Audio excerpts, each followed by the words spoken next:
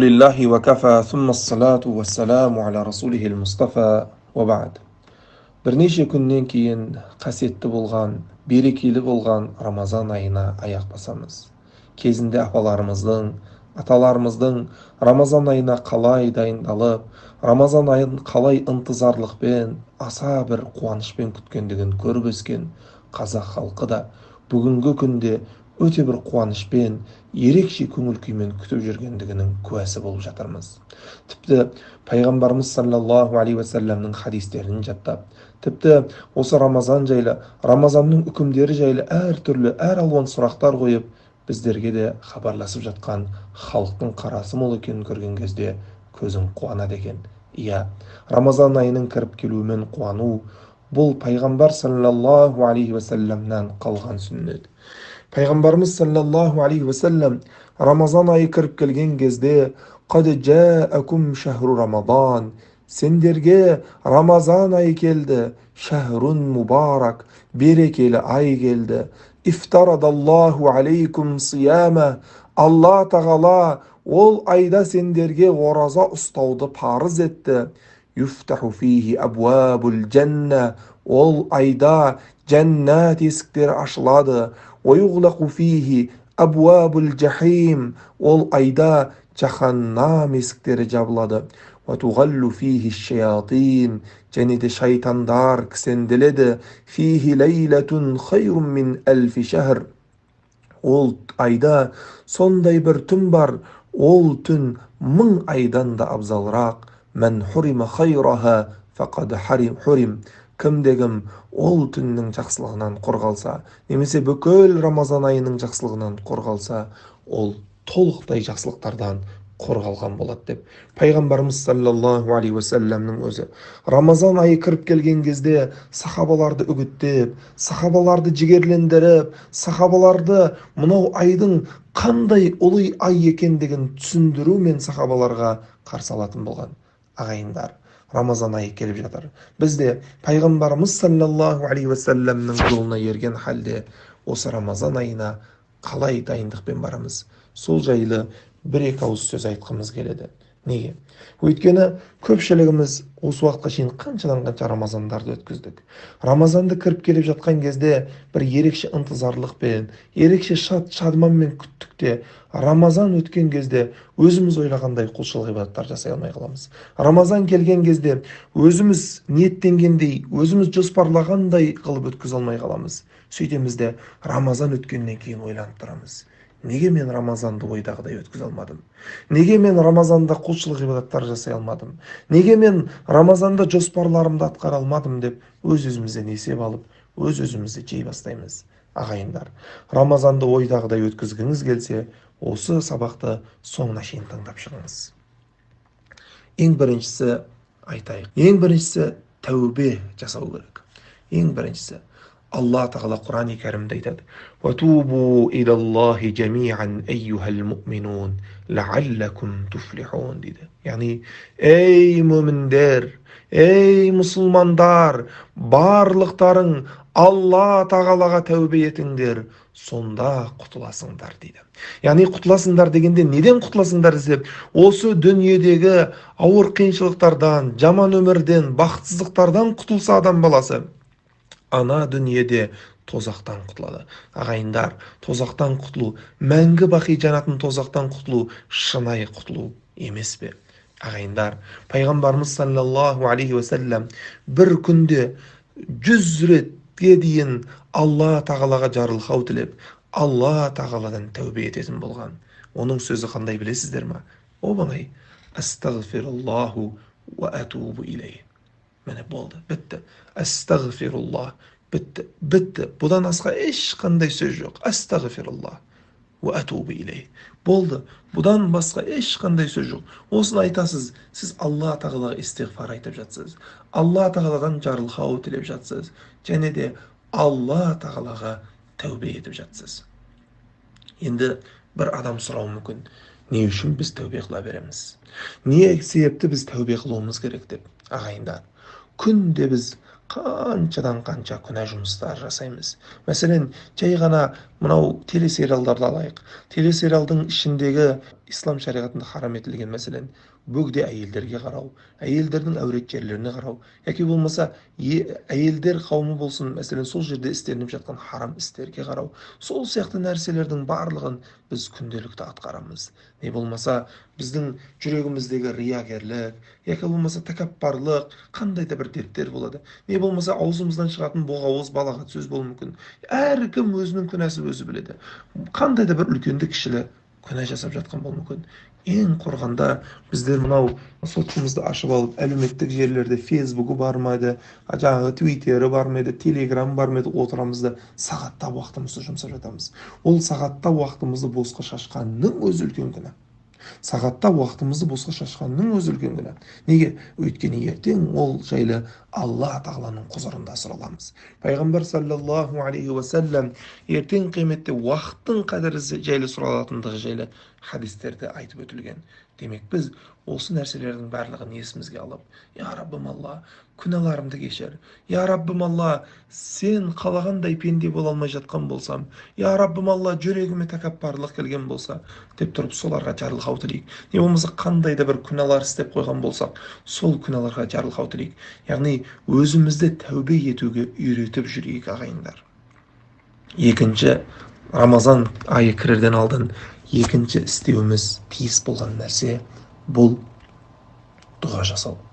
Рамазан айына жетуімізді сұрап, Құдайдан сұрайық. Өзіңіз ойлаңызшы, өткен жылы қаншадан қанша игі жақсылар, қаншадан қанша туысқандар, бауырларымыз қасымызда еді.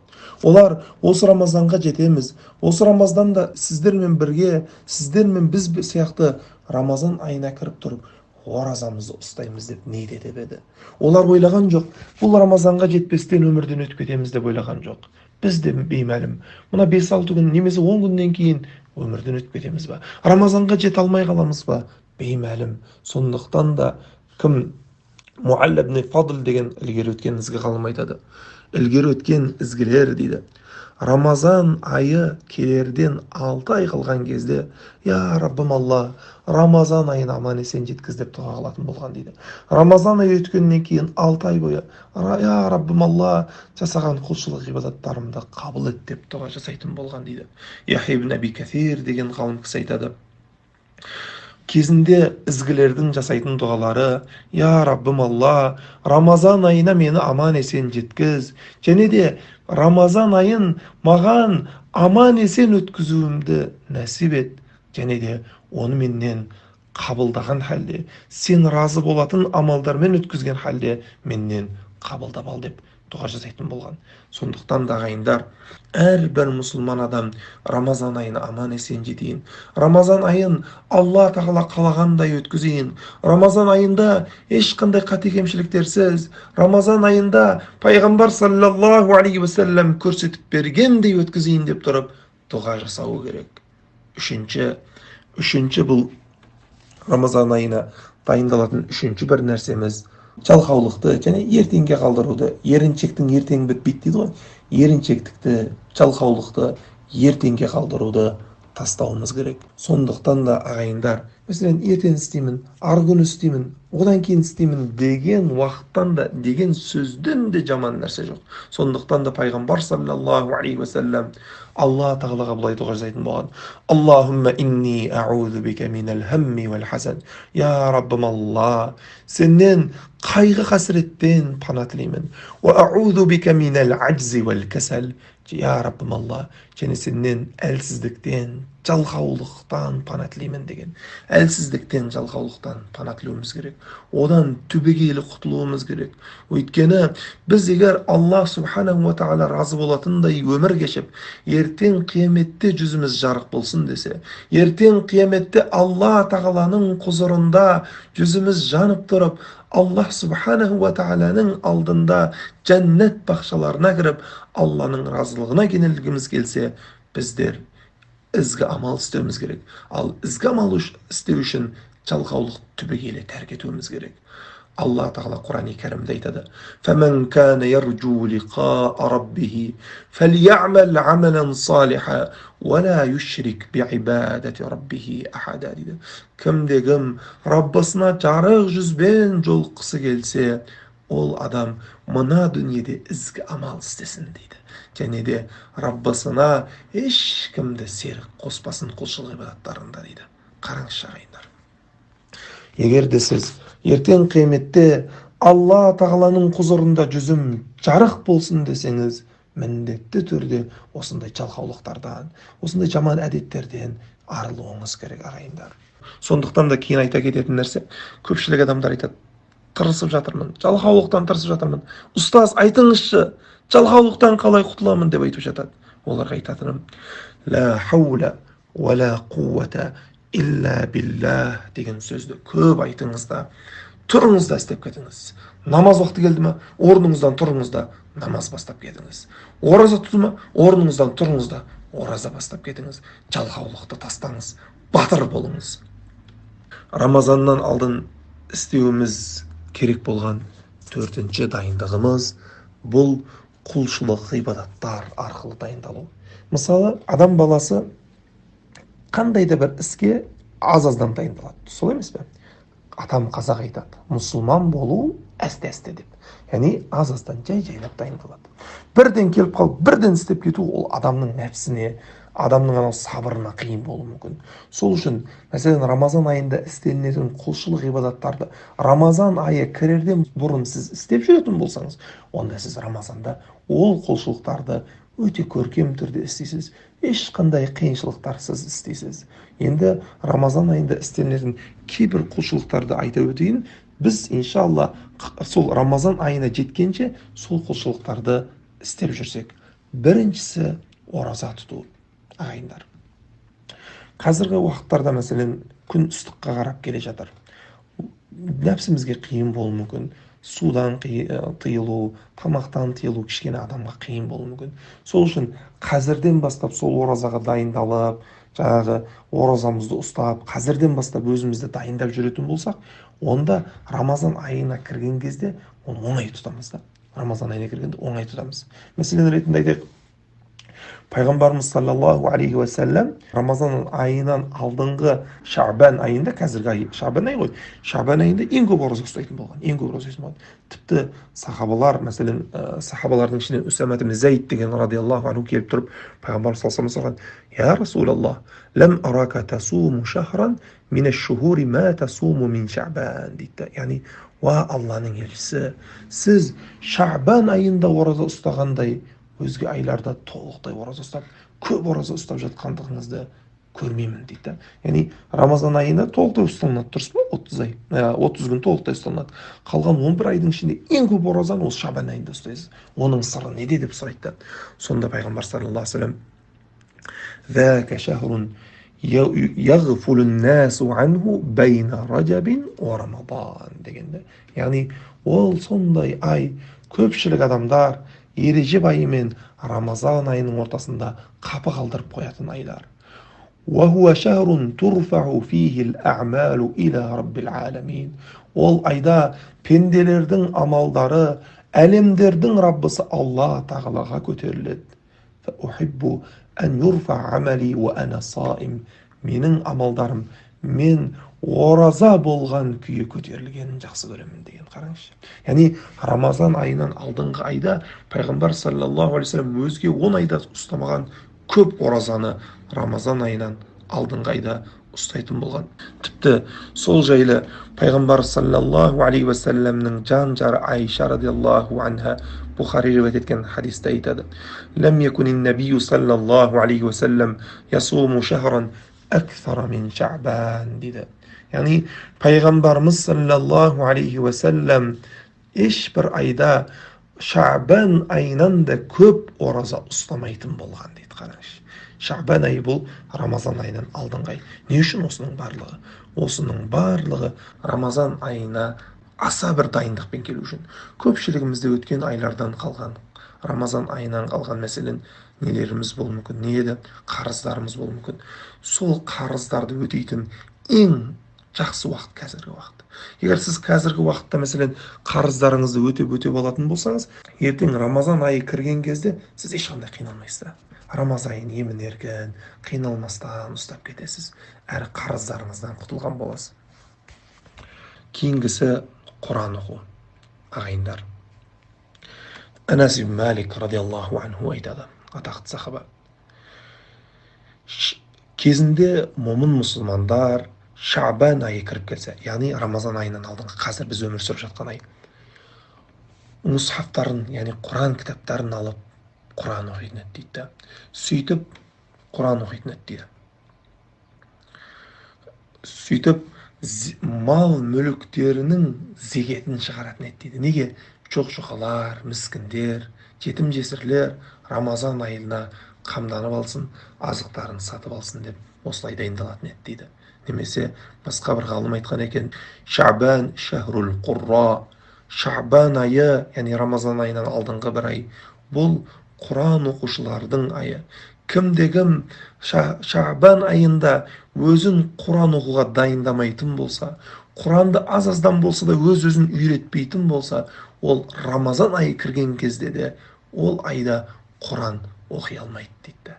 Қайырыңызшы, кейбір адамдар болады. Рамазан айынан алдын ешқашан Құран оқымайды. Құранның бетін ашып та қарамайды.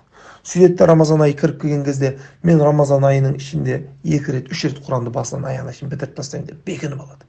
Сөйтіп Рамазан айы біткеннен кейін сұрасаңыз, неше рет бітірді десеңіз, бітіре алмадым деп жатады.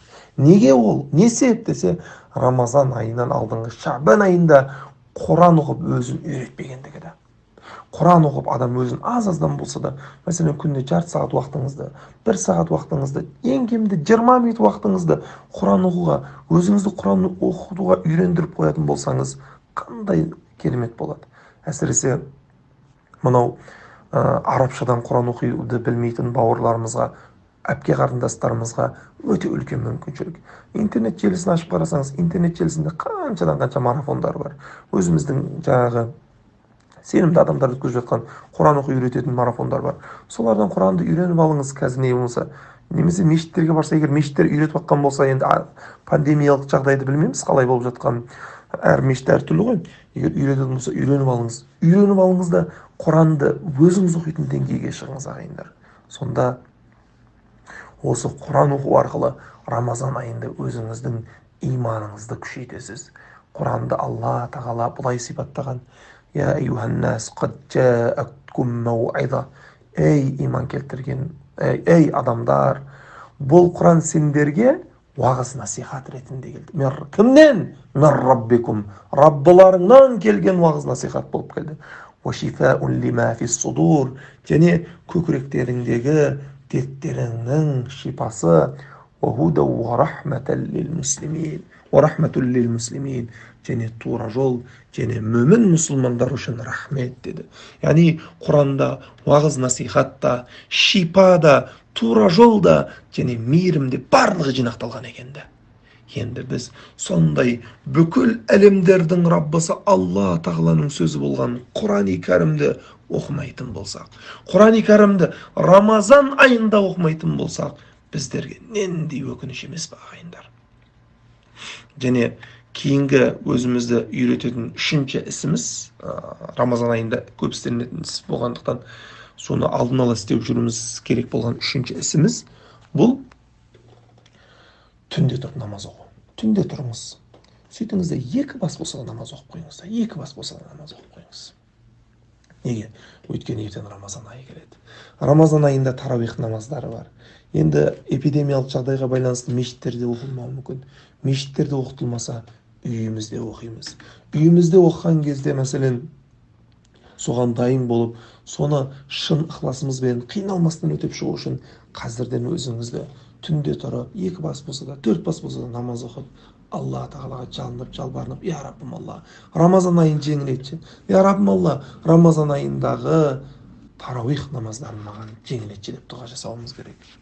Және де 5-ші Рамазаннан алдын істеуіміз керек болған нәрсе, бұл тілімізді, көзімізді, құлағымызды харам нәрседен сақтау.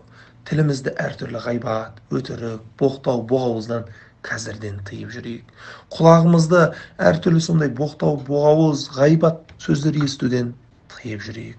Көзімізді харам істерге қараудан тыйып жүрейік ағайындар. Егер қазірден бастап осылай өз-өзімізді үйрететін болсақ, Рамазан айында ол нәрседен толықтай арыламыз. Себебі пайғамбар саллаллаху алейхи уассалам иннамал хулму биттахаллум деген, яғни халимдік сипат деген не? Біреу сізге азар беретін болса, зиян беретін болса, оған қайтып зиян беруге қауқарыңыз жетсе де сабыр етіп оны кешіріп жіберу халим дейді. Халимдік сипат адам өзін әсте соған үйретумен келеді. Сабыр ету бұл адам өзін әсте сабырға тәрбиелеумен келеді дейді. Демек, адам өзін көзін, тілін, құлағын жаман істерден тыюға қазірден әсте тәрбиелейтін болсаңыз, Рамазан айына кіріп келген кезде одан құтылуыңыз оңай болады. Және 6-шы нәрсе, Рамазан айы кірерден алдын істену керек болған 6-шы нәрсе, бұл Рамазан айына дайындықпен келу. Қалай? Оған өзіміздің жоспарымызды қою. Анық қылып алуымыз керек. Мен Рамазан айында мына нәрсені істеймін, мына нәрсені істеймін деп тұрып, біз өзімізге нақты жоспар қойып алуымыз керек. Ол қандай жоспар болуы мүмкін? Мысал ретінде тек біздің осы соңғы бөліміміз Рамазан айына алдыңғы істеліну керек болған. Ең біріншісі, Рамазан айында тақуалығымды күшейтемін деп жоспар қояйық. Неге? Өйткені жалпы бұл оразаның біздерге, мәселен, бір ай оразаны біздерге, адам баласына, мұсылмандарға міндеттелуінің ең негізгі мақсаты адамзаттың тақуалығын арттыру, адамзаттың тақуалығын күшейту. Allah Teala Kur'an-ı Kerim'de dedi. Ya eyyühellezine amenu kutiba aleykumus-siyamu kema kutiba alellezine min qablikum dedi. La'allakum tettekun. Yani ey iman keltirgen mu'minlar, sizlerge oraza farz etildi. Sizlerden aldığınғы peygamberlerдің ümbetlerine farz etilgendi. Ne üçün dese? La'allakum tettekun. Takva bolulарыңыз үшін. Takvalık жасау үшін. Takvalık деген не өзі? Тақуалық деген пенде өзімен күнә жұмыстардың арасына перде қою, өзімен күнә жұмыстардың арасына бөгет қою, Алла Тағалаға құлшылық, ғибадат жасау, және де Алла Тағала өзін бақылап, көріп, біліп тұратындығын сезінуі, міне тақуалықта баян. Басқа ғалымдар тақуалық дегеніміз Алла Тағаланың алдындағы және пенделердің алдындағы бүкіл міндеттемелерін орындау деп түсіндірген. Ағайындар, міне осы нәрселерді өзімізді қазірден дайындап, осындай жоспар қояйық. Мен иншалла Рамазан айында тақуалардан боламын. Алла Тағала айтқандай тақуалардың қатарынан табыламын деп тұрып, өзімізге осылай жоспар қояйық. Өзімізге жоспар қоюымыз керек болған екінші нәрсе, бұл тозақ отынан азат етілу. Өзімізге жоспар қояйық. Иншалла, мына Рамазанда мен өзімнің нәпсімді тозақ отынан арашалап аламын деп өзімізге жоспар бекітейік. Неге? Өйткені ағайындар, Алла Тағала Құран-ы Кәрімде айтады: "Фәмән зухсиха анин нари ва удхилал джанната фақад фаз" дейді. Кім-кім тозақтан азат етілсе, және жәннатқа кіргізілсе, міне сол шынымен жеңіске жеткені дейді. Шынайы жеңіс, шынайы жетістік бұл адам басын тозақтан арашалап, жәннатқа кіргізген кезде болады, ағайындар. Жәннатқа бірінші басымызды сұққанда, немесе бірінші қадамымызды тастаған кезде шынайы жетістікке жетеміз. Міне Рамазан айының ішінде өзімізді тозақтан азат етуге тырысайық. Себебі пайғамбарымыз саллаллаху алейхи уассалам мубарак хадис шарифте айтады. İmam Ahmed rivayet etken hadiste aytadı. İnne lillahi ta'ala utaqa fi kulli yevmin ve leyle. Yani fi Ramazan dedi. Ve inne li kulli muslimin fi kulli yevmin ve leyletin da'vetun mustecabe dedi. Qarаңызшы. Ramazanның әрбір түнінде Алла Тағала бір топ момын мұсылмандарды тозақтан азат етіледі дейді. Қараңызшы. Біз сол мұсылмандардың қатарынан табылуға тырысуымыз керек. Және де әрбір мұсылманның дейді, Рамазанның түнінде жасайтын бір қабыл болатын дұғасы бар дейді. Қараңызшы. Қабыл болатын дұғасы бар. Сол үшін Рамазанның түнінен алдын біз жаңа айттық қой, жаңа дұғамен өзін тәрбиелеу керек, дұғаға үйрену керек деп. Рамазанның түндерінде жасайтын дұғаларымыз қабылда, субханалла. Бір дұғамыз қабыл болып қалсашы, субханалла. Бір дұғамыз, я Раббым Алла, екі дүниенің бақытын бер деп жасаған бір дұғамыз қабыл болып қалсашы, ағайындар. Бақыт емес пе? Сондықтан да Рамазанға өзімізге жоспар қойған кезде, осы Рамазан айы кірген кезде мен иншалла өзімді, жанымды тозақтан арашалап аламын деп кірейік. Үшінші жоспарымыз бұл біздің Рамазан айында күнәлардан тазалану болсын, ағайындар. Себебі пайғамбарымыз саллаллаху алейхи уассалам Бухари және Муслим риуаят еткен хадисте айтады: "Мен сама Рамазана иманан ва ихтисабан ғуфира лаху ма тақаддама мин замбих" дейді. Кімде-кім Рамазан айындағы құлшылықтарға, Рамазан айында берілетін сауаптарға, Рамазан айы Алла тағаладан етілген парыз екендігіне иман келтірген халде, және сол амалды, сол парызға мен жетемін, сол сауаптарға мен кенелемін деп шынайы сенген халде ораза ұстайтын болса, оның сол уақытқа шейін істеген бүкіл күнәсі кешіріледі дейді. Қараңызшы, оның сол уақытқа шейін істеген бүкіл күнәсі кешіріледі дейді. Аллаху акбар. Бұдан да үлкен бақыт, бұдан да асқан ғанимет бар ма, ағайындар? Айтыңыздаршы. Бірақ біз сол иман және ихтисаб, үміт еткен халде, сенген және үміт еткен халде ораза ұстауымыз керек. Міне соны өзімізге қазірден жоспарлап, қазірден жүрегімізге, санамызға сіңіріп баруымыз керек, ағайындар. Және жоспарымыз Рамазан айында істеуіміз керек болған төртінші жоспарымыз бұл қадір түні болып табылады. Қадір түнінде тұрамын деуіміз керек. Неге? Алла Тағала Құранда айтады: "Лейлатул қадри хайрун мин алфи шахр." Қадір түні 1000 түндік құлшылық ғибадаттан да абзал. Қадір түнінде жасалған бір түндік құлшылық ғибадат 1000 түндік құлшылық ғибадаттан да абзал. Біздер білеміз, қадір түні соңғы 10 күндіктің тақ күндерінен ізделінетінін білеміз. Яғни қазірден жоспар қояйық. Иншалла Алла Тағала маған уақыт беріп, Алла Тағала маған амандық беріп, соңғы 10 күндікке аман есен жеткізсе, оның тақ күндерінде ешқашан ұқтамаймын деп өз-өзімізге бекінейік, жоспар қояйық. Сонда иншалла оны аман есен керемет қылып өткіземіз.